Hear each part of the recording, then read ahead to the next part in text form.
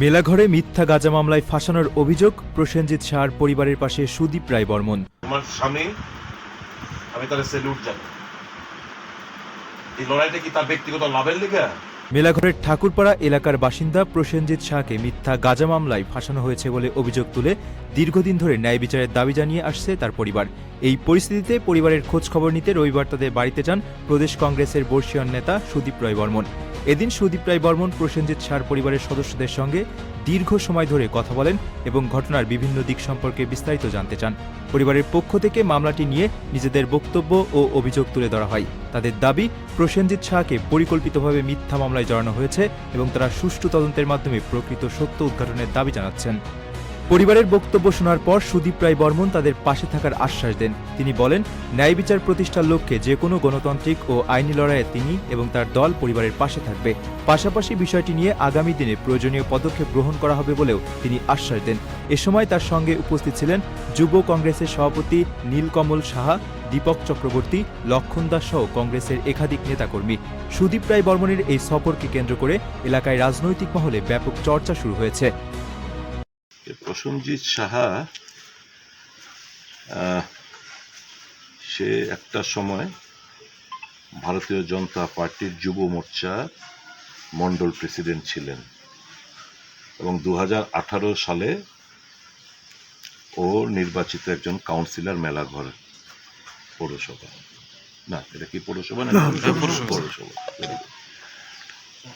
তো কিছুদিন বাদেই যখন দেখলো যে এরা লুটপাট ছাড়া কিছুই না, 8 মাসের মাথায় সে পদত্যাগ করে এবং জিরো করাপশন নামে একটা সংগঠন তৈরি করেন এবং একজন সক্রিয় আরটিআই অ্যাক্টিভিস্ট। বিভিন্ন করাপশনের সাথে তথ্যাদি উনি আরটিআই এর মাধ্যমে সংগ্রহ করেন এবং এ করতে গিয়ে সে লোক আয়ুক্তের কাছে মামলা করেন। তাকে ফাঁসানো হয়েছে গত 12 তারিখ। বাড়িতে ছিল ওর শ্বশুরমশাইয়ের একটা গাড়ি, মারুতি ভ্যান, একটা গাড়ি অনেক দূরে রাখা। তো কাজটা লাগেও না, তো কাজ খুলে কেউ না কে বা কাহারা একটা কেজি খানেক কিংবা 1.5 কেজি ওজনের কিছু গাঁজা রেখে সেদিন ও তৈরি হচ্ছিল ওই ক্রস এক্সামিনেশন এই চেয়ারপারসনের বিরুদ্ধে এবং আরও যারা রয়েছেন তাদের ক্রস এক্সামিনেশন হওয়ার কথা লোক আয়ত্তে। ও যাবে ওখানে, ওকে ইন্টেনশনালি এই এনডিপিএস কেসে গাঁজা ওর গাড়ির মধ্যে রেখে অন্যায়ভাবে তাকে গ্রেপ্তার করেছে এবং অন্যায়ভাবে তাকে এই এনডিপিএস কেসে এন্টেঙ্গেল করেছে। অর্থাৎ কি বার্তা? যে লুটেরারদের বিরুদ্ধে যে আওয়াজ তুলবে তারই পরিণত হবে, এই বার্তাটা দিতে চাইছি।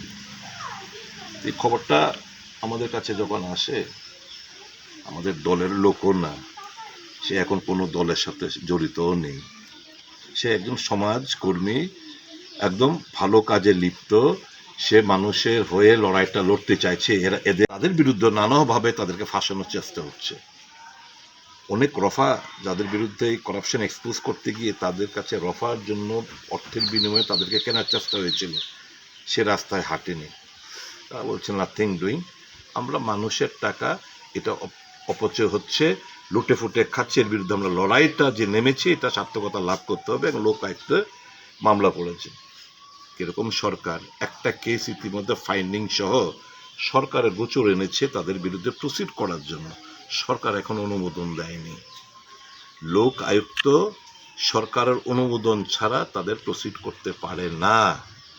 এখন এই ফাইল গিয়ে পড়ে রয়েছে আরও কয়েকটা মামলাতে।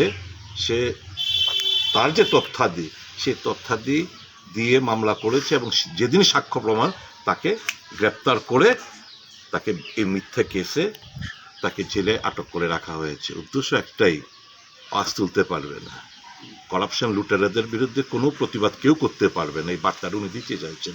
তো এই খবরটা পেয়ে আজকে আমি এসছি, পরিবারদের সঙ্গে কথাবার্তা বলেছি, আরও যারা এই সংগঠনের সাথে জড়িত যারা রয়েছেন তাদের সঙ্গে কথাবার্তা বলেছি।